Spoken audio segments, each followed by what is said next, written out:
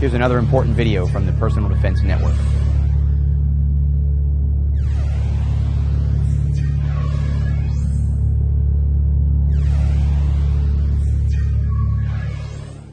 Let's take a look at some of the applications of the knife as a defensive tool.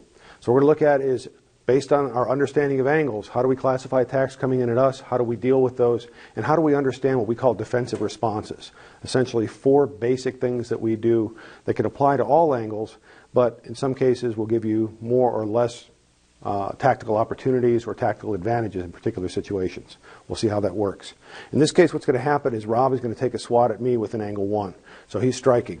My immediate reaction is I want to get out of the way. That's the most important thing. I got to keep myself safe. But in the process, I also want to try to take his grip on the weapon. So let's take a look at that again. As I'm fading back, I mirror his action with my action, angle 1 versus angle 1. I cut the flexor tendons of his forearm. He continues through on his swing. I'm chambered across my body. I'm now looking at my second target priority, which is his bicep tricep. In this case, specifically his tricep. I cut the tricep. I'm going to monitor his elbow. So now I've taken away, ideally, his grip on the weapon, also his ability to wield the weapon effectively. But what I really want now is his mobility.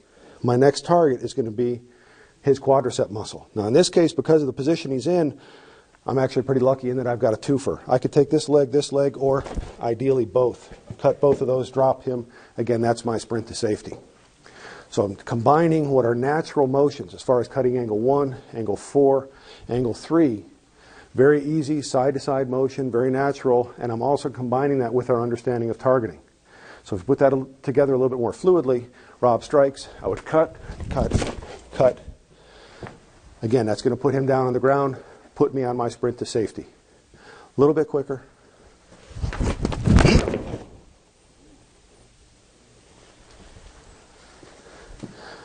So as you can see, we combined our understanding of targeting, flexor tendons and muscles of the forearm as our primary target, bicep tricep as the secondary target, and finally that quadricep muscle. Put those together with some very natural body mechanics, allowed us to target all 3 and take him out of the fight very quickly.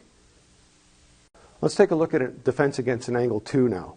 Now an angle 2 is going to be a high backhand strike. This is also going to introduce the second of our defensive responses.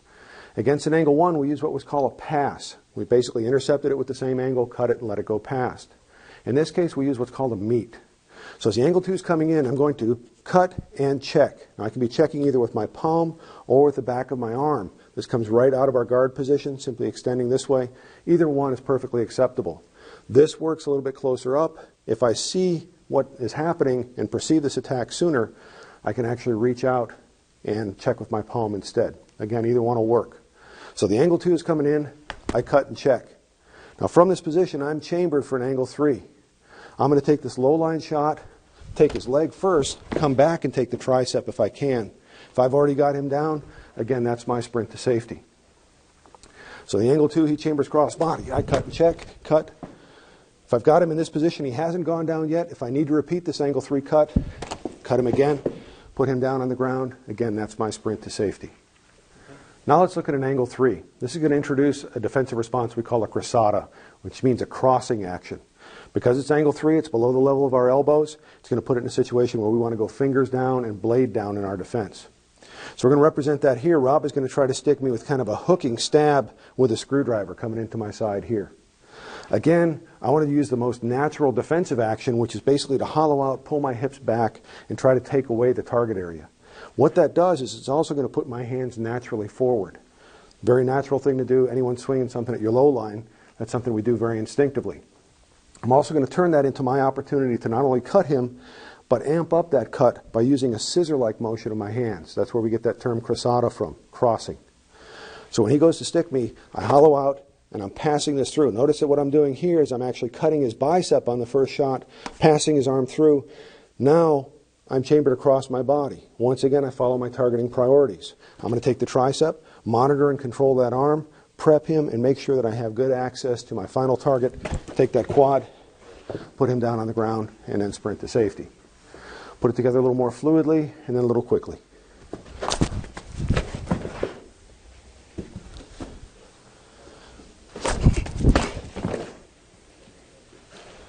Again, same basic targeting priorities, same concepts we actually use for the angle 1.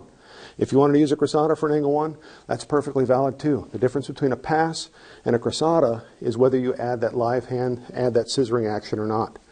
Otherwise, the techniques are exactly the same. Lots of common ground, lots of common elements to our technique. Let's look at a defense against an angle 4. Just like with the angle 2, we want to stay on the outside if at all possible. So what we're looking for here, the telltale sign, is him chambering across his body and below the level of his elbow. Once I see that, I know what's coming. My defense, as he comes in, I'm going to cut with my own angle 4, and I'm also going to check. Once again, we're doing a meet, one of the defensive responses, cutting his arm, checking his elbow, monitoring that elbow. Now, because of the situation here, again, I want to go low line first, come back and pick up that tricep if I can. So I see the angle 4 coming, I cut and check, cut, pick up the elbow. And again, that mobility kill is really what's doing the work on this. If I can take that quad out of the fight, put him down on the ground, that's what's really going to keep me safe. One more time.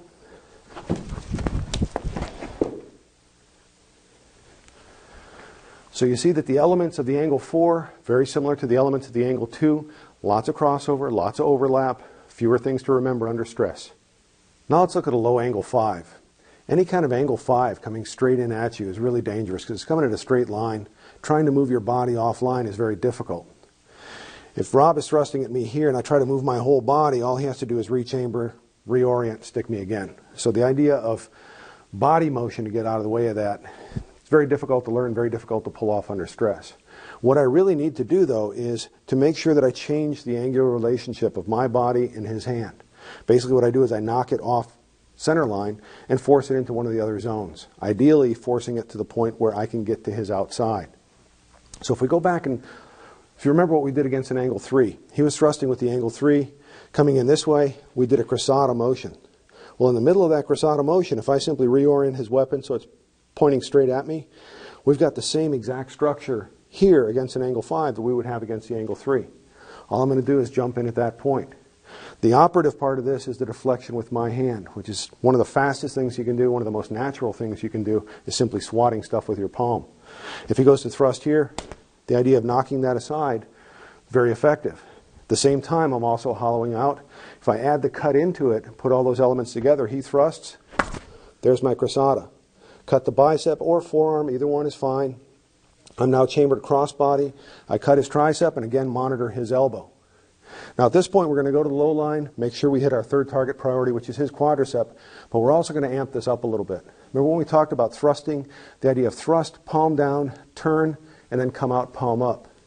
This is a beautiful opportunity to employ that. What I'd be doing is thrusting into his leg here, turning in the flesh, cutting out, coming out the other side. Now you may say, well, why would you want to do something like that? One of the things we need to be concerned about in employing all these techniques is what type of clothing our attacker might be wearing. The idea of being able to cut his flexor tendons, cut the forearm muscles, cut the tricep, it's all valid, it's all sound, it's all been proven over centuries of use in the Philippines, Indonesia, and other places where these techniques came from. But one of the things we have to look at is also, let's say we put it into North America. Now we're in a situation, I live in Colorado, you got somebody wearing a heavy jacket. The idea of being able to access those targets when he's got heavy clothing on may or may not happen. But you look at something where, let's say Rob was wearing a heavy jacket, the jacket would end somewhere about here. Even if these didn't have their effect, I still get out of the way of his attack. Now I've got a single layer of clothing here, something that's easy to penetrate, but just to make sure, I use the point of the knife to penetrate and get into the underlying tissue. I then rotate, orient the edge, and then cut out. So it allows me to get through essentially the armor of his clothing and get to the underlying tissue that I need to cut to take him out of the fight. So adding this comma cut in is also a very effective way of amping up your technique, making it even more efficient. So one more time, he comes in with the angle 5, he thrusts, I Cressona, knock this aside. I cut and check, stick, and cut with that comma cut. It's going to be a very decisive cut. Literally, we can take the quadricep muscle down to the bone. When that is cut, that's going to take his leg out of the fight. It's also going to take me safely out of that situation. We talked about angle 5s being any type of attack that comes straight up center line. We looked at that primarily from what we would consider a standard grip, where the knife is extended from the thumb side of the hand, thrusting forward this way or thrusting forward this way. But what's important to understand is it's a centerline attack. So when we look at our defenses, this could be and could include an overhead attack, something like this where Rob is coming in trying to stick me here. This would still be an angle 5 because it's coming right down my center line. I deal with it the same way. Again, if we think of what we did for an angle 1, we looked at a pass. We said we could also do a Cressona. We look at where our hands end up in the middle of that motion, puts us right back into this same reference point. So when Rob comes in with that strike, Cressona, cut and check, take the twofer, get both of his thighs at that point. Again, it depends upon his position, where his legs end up. Whichever leg is closer, if both of them are accessible, take them both. With this particular defense, what you have to do is really make sure that this hand is working efficiently. Cutting him is actually secondary. This defense is what's going to be primary. That's what's going to keep you safe. And then you follow up from there. So let's put this together one more time. He thrusts. Again, same basic concepts, lots of common technique, lots of common elements with everything else we've done. That'll allow you to keep reinforcing the important aspects of your training, drilling that in over and over and over again, and that's how you develop reflex, that's how you develop skills that you can actually use in a stressful situation. Check out more videos just like this one at the Personal Defense Network.